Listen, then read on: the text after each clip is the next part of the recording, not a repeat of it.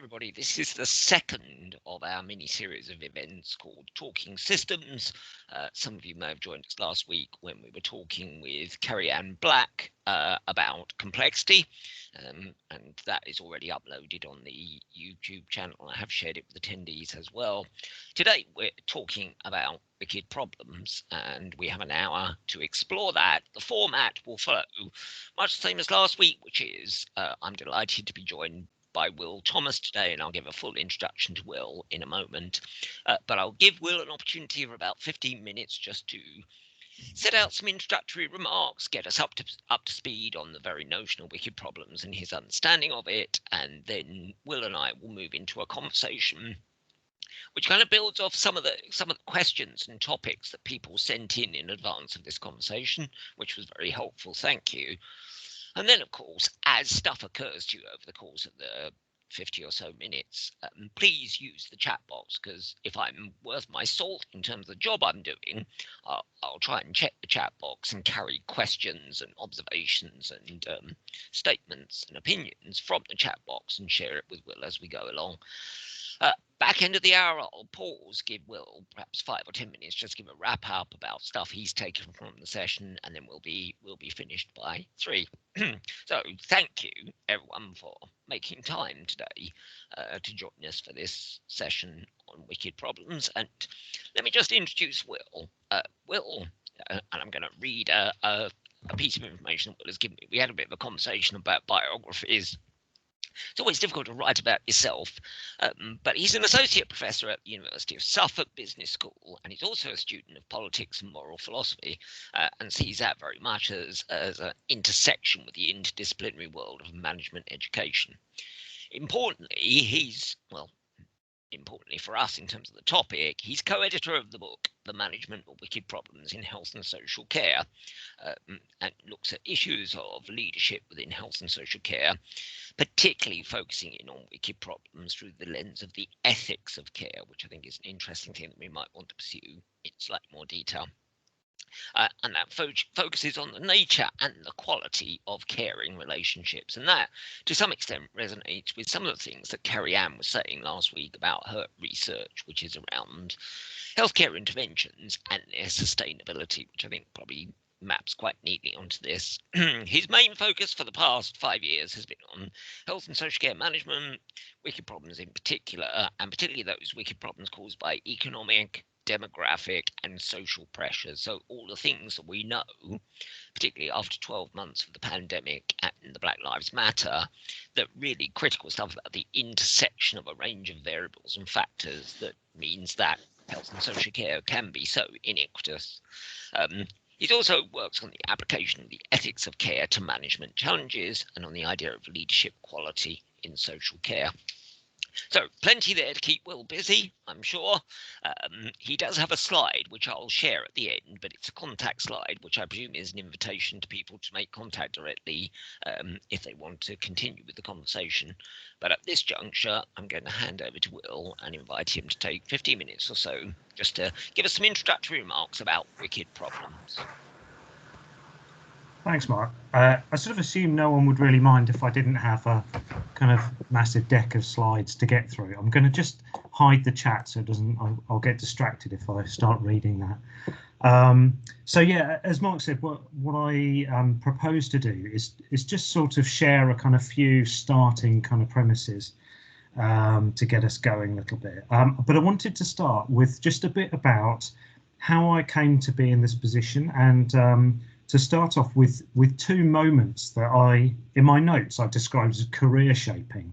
I mean, it sounds a bit like hyperbole, but I don't think it is. I think they are really important moments in my career, which I think shaped the set of interests that I have at the moment. So, as Mark said, I came into academia by way of study of politics and then of ethics and public policy, and a PhD in philosophy, and I've found my way into a business school by way of doing a few other bits and pieces in and around the world of academia. And I've been in the business school for more or less 10 years at the University of Suffolk, which will be an institution that is possibly not known to all of you. It's a newish university, been independent for about 6 years, something like that now. But a small institution running a range of programs, including quite a substantial chunk of health and allied health programs, so things like nursing, midwifery, radiography, social work, etc., etc. And I spend quite a lot of my time working with social work lecturers. So the first moment I just wanted to recall was sitting in a coffee shop and being asked by a colleague from our School of Nursing to run a session for some postgraduate nursing students, talking about moral theory and talking about moral philosophy as part of, I think, probably a module which was about sort of wider issues and context of delivering healthcare. And that prompted me to start reading about this thing called the ethics of care, which is a branch of moral philosophy that is relatively new. I mean, given that moral philosophy's been around for thousands of years, this one's been around maybe 50 years. And in doing so, I think it has certainly changed my professional life. I now find myself engaging with that work very regularly and using it in everything from my research to my teaching. And so a lot of that has been shaped by writers like, and I have a list. Mark, I suggest that I can send you a list of things that I mention afterwards, but these are people like Nell Noddings, Virginia Held, Fiona Robinson, and in particular a woman called Eva Kittay. They all pretty much have written about care. So that could be maternal care, care at home, it might be social care or health care. And some of them have also written about other applications, in particular education. Fiona Robinson does a lot more generally in public policy and sort of global politics. But those are people that have become very influential in my sort of academic life over the last decade or so, I guess. The second thing that I wanted to mention was beginning to work with a colleague of mine called Dr. Sue Hollinrake, who is an associate professor of social work at the University of Suffolk, has retired, but like a lot of retired folks in academia, is still around and working for a couple of days a week. We started by looking at support for older people following a stay in hospital, so the type of support that's offered to them to help them,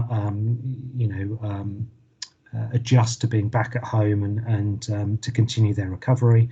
And that led to us looking at things like austerity, service quality, demand, and ultimately into wicked problems. And since then, we've worked on a number of programs together, a number of projects together, including looking at things like shopping. I've looked at patient experiences of inflammatory bowel disease, which was really interesting. Just finishing some work looking at what the CQC understand about the idea of leadership by reading some of their reports and looking at the content of those. And I'm just now working with some colleagues in social work looking at leadership capabilities, primarily in social work, but thinking more broadly about health and social care as a sector. And I've got two PhD students that are working very specifically on the kind of topic that we're talking about today, which is wicked problems and decision making in health and social care, one of whom will be professionally known to many of you. So a real kind of broad range of interests around the same area. The reason I got into wicked problems is because Sue and I were looking at the data that was coming out of some of our projects, and we were interested by two things really. One was the kind of intersecting elements of the data that we've been looking at. So things like where people were located, the strength of social connections or social networks that they have, the impact of budgetary pressures, demands to improve quality, and so on. And we didn't, at that stage, we didn't have a kind of way of getting hold of that in a sort of theoretical way. And wicked problems gave us an opportunity to do that. The other thing that we'd noticed, and this would be very familiar, I guess, to a lot of you, is the difficulties that individual services had in trying to address any of those problems by themselves. Starting with, really simple questions like, whose problem is it?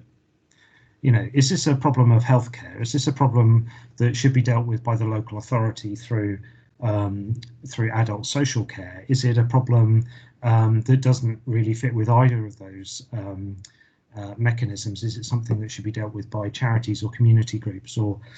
And of course, whose problem is it is very closely connected to the question of whose budget does paying for this come out of? And so we'd had this kind of discussions around the intersecting elements of these problems and these pressures. And that led us into looking at this idea of wicked problems. So wicked problems have been talked around about since around 1973. So two folks that always get cited are academics called Rittel and Weber.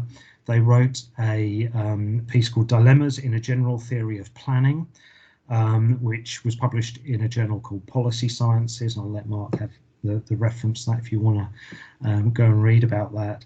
And they were looking at various different types of problems that they faced and identified this idea of wicked problems. They had about 10 characteristics of these problems, including, I'm not going to go through the whole list of 10, but including cherry picking, difficulty in formulating or describing the problem. So putting your finger on exactly what that problem really is. Sometimes that's very straightforward, and sometimes, of course, that's very difficult. The dynamic nature of the environment in which that problem exists. So it's always changing beneath your feet. The world doesn't stop turning, it doesn't stop changing. And so we've got this kind of complexity in deciding what the problem is, but also every time you think you've grabbed hold of it, the context has moved and shifted and it's slightly changed, and you find yourself no longer in kind of complete control. And so, you're trying to grab hold of this kind of slippery thing whilst also bouncing about on a trampoline, that kind of sense. It being really hard to assess whether solutions have worked, because the world hasn't stopped, and you've been trying to apply things and trying to do things to make this context better and to address the problem, but the context has been shifting anyway. Things have been changing, other people have been doing stuff, and so it's very hard to kind of control for those variables. And if we think about it in a kind of very scientific sort of positivist way, we can't control for it and kind of work out what the impact of our changes have really been. So we feel like we've been doing some good work. We may feel like we've made a change in a positive way, but actually being really sure about the extent to which we've solved something is going to be problematic. And the fourth thing, really, every problem is unique. Since then, a lot of work's been done on this, and we've sort of emerged on three characteristics which I think most people would agree define wicked problems. One is around problem definition, so the fact that they're multidimensional, they're interrelated, and they're ambiguous. The second is around non-resolvability. Mark sent me loads of questions to kind of think about in relation to wicked problems, and one is, have you got some really good examples of where these have been solved? Well, I have a slightly facetious answer to that question and then a slightly more considered answer to that question, which we'll come back to maybe when Mark asks me later. But problems are chronic. The partial solutions often will just reveal more complexity. They will reveal challenges that you weren't aware of before, you didn't know about, you didn't realise how significant they were, and so on. And the third thing is that we're dealing with multi-actor environments. We're dealing with complexity, we're dealing with the need or the demand to collaborate, but we're also dealing with increased uncertainty around that. So we've got a sense of wicked problems as having a kind of range of challenges that make them hard to get hold of, hard to resolve, because of the kind of interrelatedness. So the question is, well, wicked as opposed to what then? Because all our problems are difficult. One term that gets used sort of in opposition to wicked problems is tame, I think it's useful to think about that as describing problems which either don't have, or probably more properly have less of these wicked characteristics. I think we probably should try and steer away from a kind of hard binary divide between problems that are either wicked or are tame, and possibly think about something which is much more like a continuum, and much more like a continuum probably that has a kind of time element to it as well. So the degree of wickedness will be changing over a period of time, and some elements might be easier to resolve than others.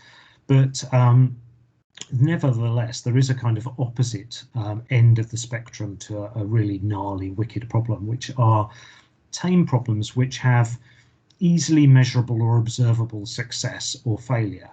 But that doesn't mean the problem itself is easy. The problem itself can be really difficult. It can be something which we haven't yet solved, but we know precisely what that solution looks like. We just don't have it yet.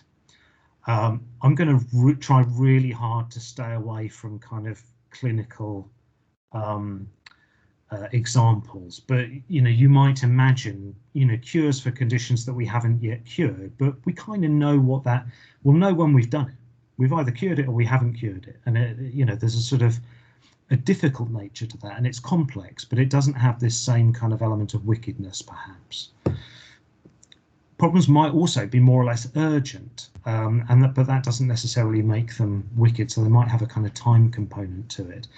And we may talk later about the types of leadership style or the leadership approach which might suit different sorts of problems. So tame problems can be easy or difficult. They might be as straightforward as making a cup of tea. They might be as difficult as putting man on the moon or person on the moon. But we know what that is. That's a problem. There's either someone on the moon or there isn't someone on the moon. I read a piece a couple of days ago by a vice admiral from the Royal Navy, and he was talking about wicked problems in the context that they work in, and he was saying, look, we've either got an aircraft carrier or we haven't, but no one's pretending that designing and building an aircraft carrier is an easy thing to do. Just to finish my sort of opening remarks with a kind of an example of what we're dealing with here. I think a really good classic example from the world that many of us are working in and interested in is around how we balance the demands for improving the quality of care that we're providing, when at the same time we're faced with reducing budgets, with increasing demands from all sorts of sources. So we have a growing population, we have a population that is aging and therefore more likely to have more complex and multiple morbidities, longer life expectancies, and trying to balance those things is really difficult. If we were able to pump lots of money in, then maybe it would ease some of the pressures, but actually it probably wouldn't reduce them all. So what we're faced with is a kind of complex problem. As soon as we start to address one problem in that system, one element of the system, we change other parts and we start to highlight, well, actually there's an education component to this,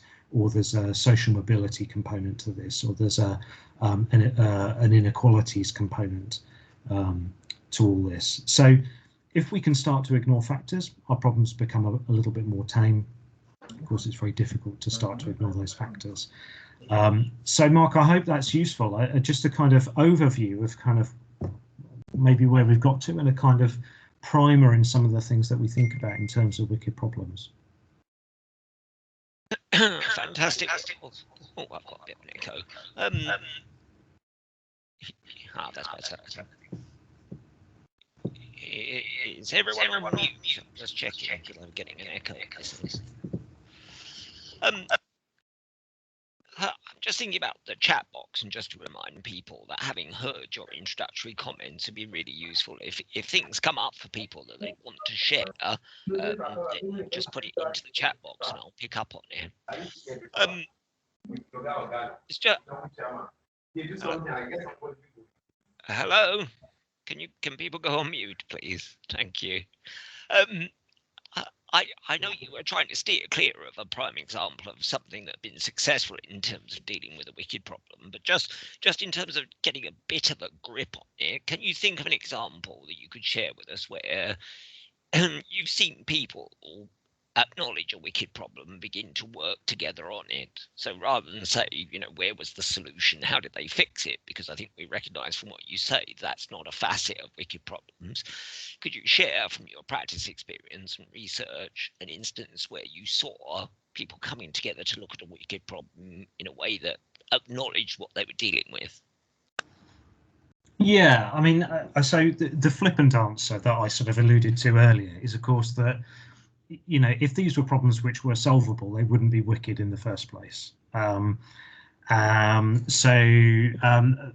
do need to bear that in mind. I think there are certainly some things which we can point to that make approaching some things to make the situation better and to kind of resolve the situation in some way more likely. And collaboration is certainly a big element of that.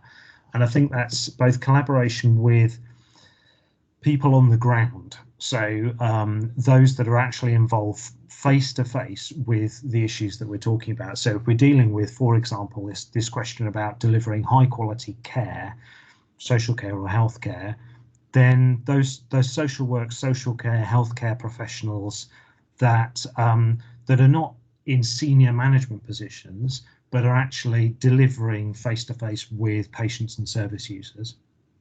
Of course, also including patients and service users. So that kind of a wide collaboration. Someone in the chat box I noticed, Georgie, used a really great expression in her introduction. She talked about a coalition of the willing. And I think, that's a really great example. I think that's something that we should all kind of take away from this. But so certainly collaborating widely is certainly something which lends itself to addressing and kind of starting to reduce the effects of the wicked problem. And I thought, well, should I be pushing chapters that are in the book that we published? And I thought, well, there's no point in having written this book if no one's going to read it. There are a couple of chapters in there which I think talk about these things and talk about both the role of people in leadership positions and even the responsibilities of those, the idea of followership and being a good follower. And in our present project, we're thinking about leadership as a sort of professional capability, as something that all professionals need as a kind of, in terms of responsibility and making their voice heard, and so sort of being able to find a way in and to negotiate a role in finding solutions. Recognizing the character of the problem, I think, is really important. But I was also reflecting something one of my colleagues had written, is that focusing on the fact that these things are by definition insolvable is possibly not a very good thing to do, because it starts, it's a bit like focusing, it's a bit like the sort of deficit models, which we've moved away from in a lot of fields, education or kind of social work or whatever, because it gives a license to inaction or stagnation, or to say, well, look, this problem is insolvable, therefore, well, there's no point in us even really discussing it, is there? And actually, these are things which make a big difference in people's lives and really affect people's lives. So we do have to do something. So I think that's also a feature which I think is really important. Locally to me, I think one of the things that I've seen that really does make a difference is groups which have taken on and are able to sort of almost to subvert some of the kind of structure of the system as it currently exists. So charitable and community groups, I think, can do an awful lot in this area, because being smaller and not having statutory responsibilities allows them to kind of circumvent and ignore, or just sort of work around some of the barriers which might prevent larger organisations, public sector organisations, from acting in quite the same way. So around us, we've got some great examples. We've got a charity called the Rural Coffee Caravan, who go around, park a caravan on a village green and provide not just an opportunity for people to come together and to kind of socialize, but provide a really important range of services in terms of information giving, avoiding loneliness. They did some great work. This is an audience that will understand the value of this. When I talk to students, I have to spend a lot of time explaining to them why replacing rubber ferrules on the end of walking sticks is such a big deal. But preventing falls work, really just kind of basic stuff like that. They do some great work that would otherwise get caught in the kind of system and be rather difficult. We've got some great charities that do work in terms of supporting kind of multicultural working, supporting people from different ethnic backgrounds in terms of navigating their way through various systems. And I also noted down the Creative Computing Club, which I saw on Twitter yesterday. They had this donation of computer systems, and they do some great work in not just in the kind of STEM education world, which is really important, but also working with some young people who are not in school, but they're still accessing education. So I think that's a great example, and it reminded me. I'm going to tee you up, Mark, because you'd asked me a question about disruptive innovation. So I feel I should let you say something, but that might be a route for us to pursue, possibly. Well, that's just going to make me go in the opposite direction. Yeah. But thank you. Because there are a couple of things in there which I think are really powerful in terms of our thinking. The first is that kind of the fact that smaller organizations, and particularly those that don't have a terribly bureaucratic structure, have a greater fleet of foot. They can move in a slightly more agile way, and they can be catalysts for change around things like wicked problems, and catalysts that put in those interim solutions that don't solve the problem but nudge us forward and perhaps get us to a different place. And that's a constant progression. And I recalled the piece of work Southampton University had done a while back around the innovation, where they talked about innovation in the health service as something invariably had to move right to the edge of the health service and then very often go outside the health service. There's lots of examples of clinicians being really clear about the wicked problem they were facing, but not able to constellate people around them to just have a conversation about it. And so sometimes moving outside the health service to set up charities themselves, or at least one example of those charities migrating into a community interest company and then selling services back to the NHS.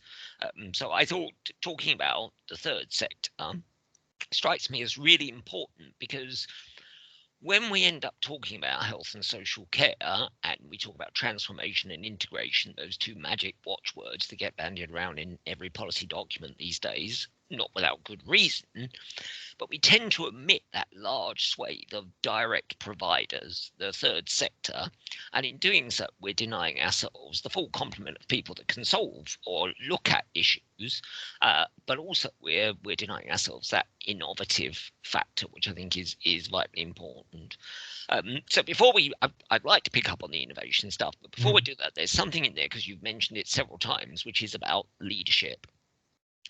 And I guess there were three things that came out in last week's session and are very apparent in your contribution, which is we're kind of coming to terms with the fact, we've probably always known it, but we can no longer hide from it, that the real world is unknowable, uncertain, and pretty fluid.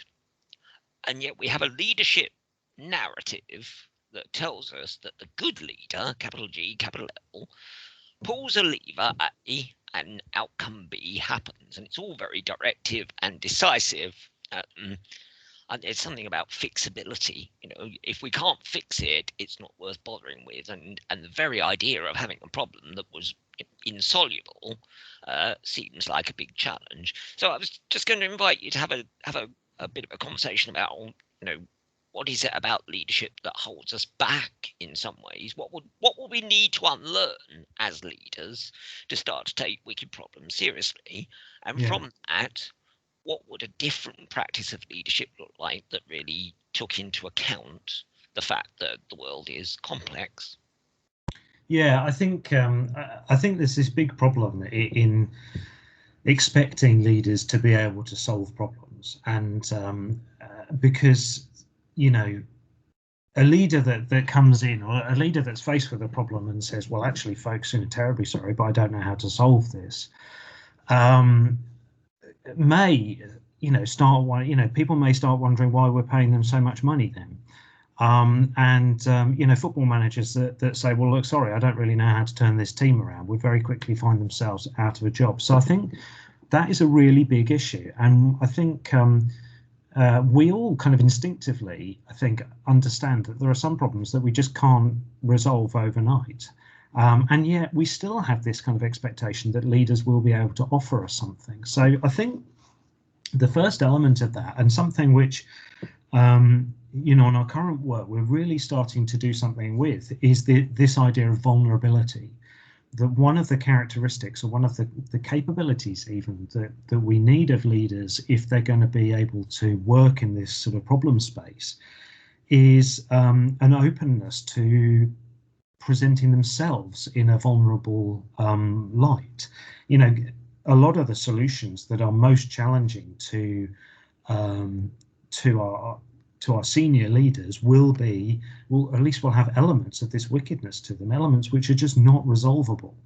So we need to avoid the temptation that we want to offer a solution anyway, and somehow find a way that we can allow and indeed support leaders to say, there may not be a solution to this, without that becoming a question about whether they are the right person to for the job. Because in my mind, that would be the sort of it's the kind of reverse of, I think it's the Groucho Marx kind of thing about, if a club wanted to have me as a member, then I wouldn't want to join, or something along those lines. Seems to be, if the leader says I can't resolve this problem, well, that's the person I want to be the leader then, because I think they're then much more likely to want to work in this kind of really truly collaborative way, where you have this wide coalition of people coming together, sharing ideas in a space where they're all going to be kind of listened to and taken account of. So that, I think, is one really important element. And the second, I think, is around naming problems. And I think we all are fairly quick to leap to name a problem. And in doing so, we restrict the space in which a solution can occur. And let's accept that health and social care is chronically underfunded and has been underfunded, not just for a government's time, but over a period of decades. As soon as we define that problem as being one of funding, then we're limiting the solution that we have. Now, funding will certainly be part of the solution. We certainly have to get back to a properly funded system. But if we only ever think about it in terms of an underfunded system or an underfunded service, then we're restricting ourselves to a set of solutions which are, a massive kind of influx of money. And I was thinking about what would be a really good example of this. And I think airbags are a pretty decent example of this. If our problem is keeping people in cars safe in the event of an accident, then we come up with solutions that look like airbags. But if we think about it as how we prevent cars from crashing in the first place, then we might come up with a different set of solutions. So it's not to say airbags are a bad solution, but we need to be aware of what we do when we name a problem, which is to say, this is where the solution is going to come from. And if we can hold off from naming problems and giving them a title for as long as possible, then what we're doing is we're keeping that decision space as open as we possibly can, and we've got a range of possible solutions which are available to us, and that, I think, is a good thing to be doing. The third thing, very briefly, is, I think, relationship building and coalition, and is a route to finding solutions. I was just momentarily taken by Mark in the chat. Absolutely, if all we've got is a hammer, then every problem is a nail. quite right. Thank you. A couple of things in there, I think, that I thought were really powerful. So that sense of the fact that we trap our leaders, and if we are a leader, we are ourselves trapped by these thoughts into thinking about problems as something we sift and sort in terms of priority. So the phrase that sprang to my mind as you were talking was, "Oh yeah, we're going after the low-hanging fruit." And so going over the low-hanging fruit is very often, can I fix a simple problem, and I'll leave the wicked ones alone because it will reflect badly on me as a leader. And I think that narrative that we endure about leaders and performance and leadership as an understanding of action in the world that creates some outcome is particularly unhelpful for everybody at this time. I was also just thinking about your comments on vulnerability, and leaders' vulnerability, and the need for leaders to accept that at certain points as human beings they have license. In fact, at many points in their practice they have absolute license to say, I don't know. But very rarely do any of us find the confidence to say that in a workplace setting. And I was talking to someone this morning, just coincidentally, who talked about the Wilfred Bion notion of negative capability. Negative capability being, actually as a leader, I don't just have to be gung-ho and positive and doing things in the world. I also have to be able to demonstrate an acknowledgement of stuff that cannot be fixed and cannot be taken forward in that way. And I did just make a note that you said no football manager would say, I can't manage this team, and apologies for drifting into football, I'll get off to it quickly. But I did see Jose Mourinho saying something pretty much like that the other day, making allusion to problems in the club that he couldn't fix. So just going back, you were kind of talking, I think, about approach. I think I took the message about approaching issues that you face across the work terrain in a slightly more oblique fashion. So to go to Mark's point about, he's just a hammer, so we're just going to hit the nail and all we'll ever see is nails. Whereas if we're thinking slightly more obliquely about what it is that we see across our work, then we might be coming at it differently. And Mark had also said something along the lines of, is it that that we haven't got wicked problems, we've got wicked planners? And that takes us to a question that came up prior to the event, which was particularly for people working in commissioning, at that kind of binary distinction in the present NHS. We don't know what the future will look like, but that binary opposition between a commissioner and a provider, and the competitive culture that persists in the NHS. And so I phrase that as a question that kind of says, how might an understanding of wicked problems help us to navigate what happens in this particular field of health and social care? So how does wicked problems help us to think about commissioning in a slightly more oblique fashion? Would you have any view on that? Yeah, I think so. By way of getting into it, I think another aspect of vulnerability is being willing to say someone else may know more than I do. And someone else will know more than you do in this case, and they'll certainly have a different angle.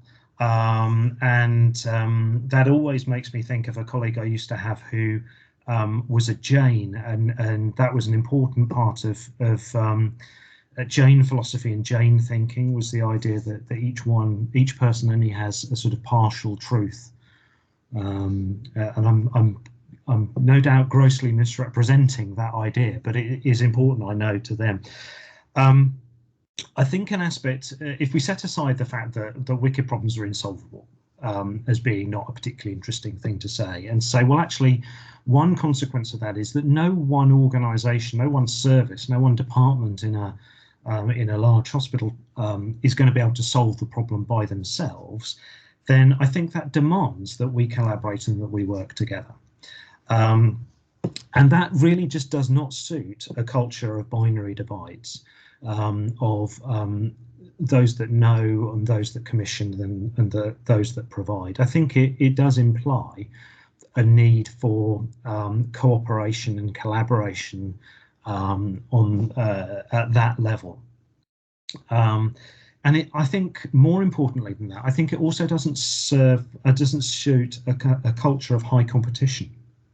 And lots of competition between different parts of the system.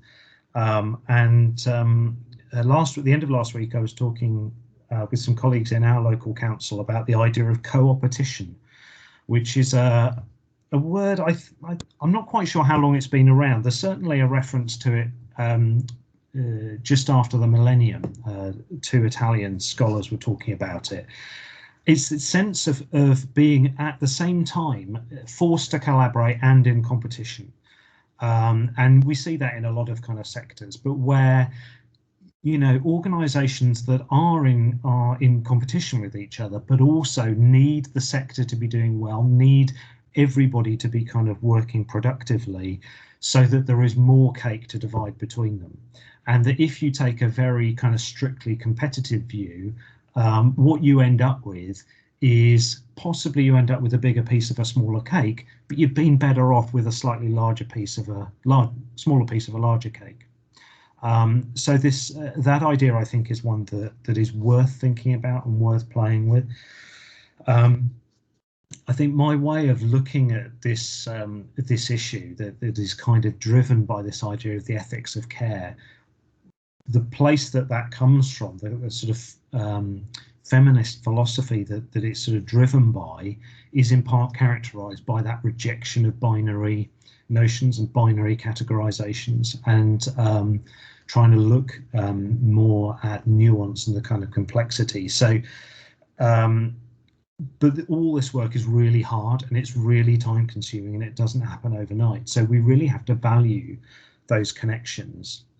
One of the great challenges, I think, in doing that work is in sort of recognizing and trying to understand the different values, interests and obligations of those different parts of the system. And one of the previous projects I was a part of, which I think is another good example of a wicked problem actually, was evaluating efforts that were made to support some families that were in the context of the meetings of those involved were described as high demand.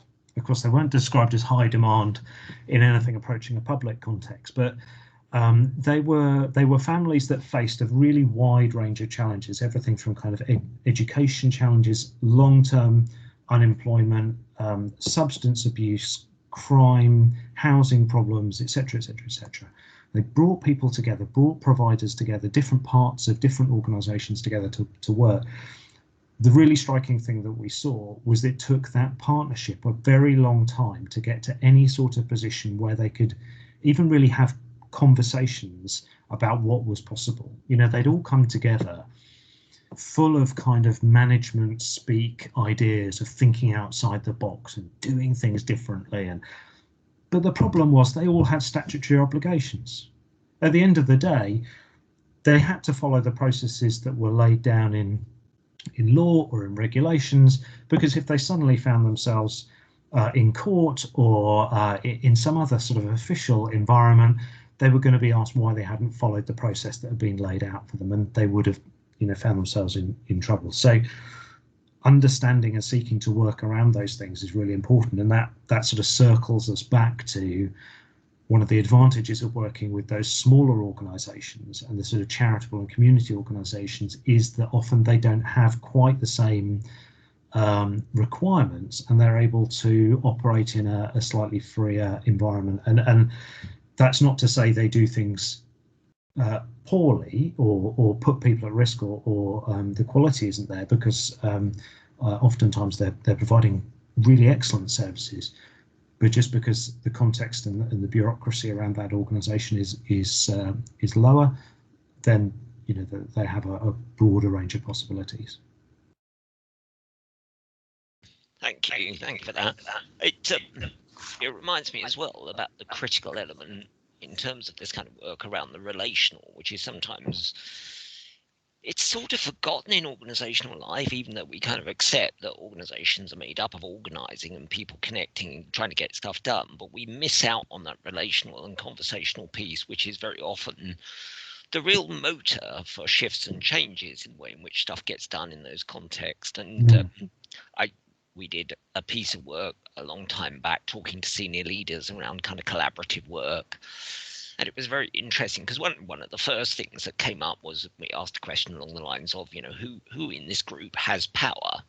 And it was everyone was kind of, it's not me, it's they've got it, they've definitely got it. And I thought your question, your kind of whose problem is it, is a power-laden question, and it's a question that really does thrash that out. We got to a point where we're talking to people and saying, what would it feel like to have a conversation where you actually articulated your red lines? What is it you can do? What is it you can't do in this context? Because if that stuff is tacit, then the discussion isn't terrible. It's nothing more than superficial. It doesn't get into the underneath. But that seems like a starting point. You have to build the trust to start with. But the red lines, and I know the term red lines has been slightly denatured by President Obama and Syria, but I do think it's an important way of thinking about, let's be completely clear about where I'm coming from, what my circumstance says, what the culture from where I'm speaking tells us, and then let's explore how it might work in practice. And I think that's really important. I'm going to invite you to make some closing remarks, because we're running close to time now. The bits that we've dropped, I guess, which you might want to pick up, but I'm really leaving it open to you, Will. I haven't gotten to the innovation question in a sort of peevish way, but it is there if you wanted to pick it up. And there was also a question around kind of organizational purpose and how those kind of modern business notions that get talked about so much these days, purpose is on everyone's lips presently. It's the topic of the moment, just how that kind of organizational practice is going to be adjusted if we begin to actually embrace these notions and what we need to do to think differently. But that's just a suggestion, because that's what was left on my sheets. You may have other directions to take us in and things you might have thought of differently. Yeah. So I'll deal with the innovation thing. I mean, all I was really going to say about innovation is that it is often easier for smaller organizations to do the sort of disruptive innovation that we might be talking about here, and but we've sort of covered that, I think, in other ways. The organizational shouldn't have finished that tee off. The organizational purpose question, I think, is a really interesting one, and leads me into something I was going to finish by saying, is which is around knowing what you're about as an organization and acknowledging the intent of others that are part of this collaboration. So one of the three core principles of the ethics of care is the idea of reciprocity, which is around acknowledging the shared intent that you and others have.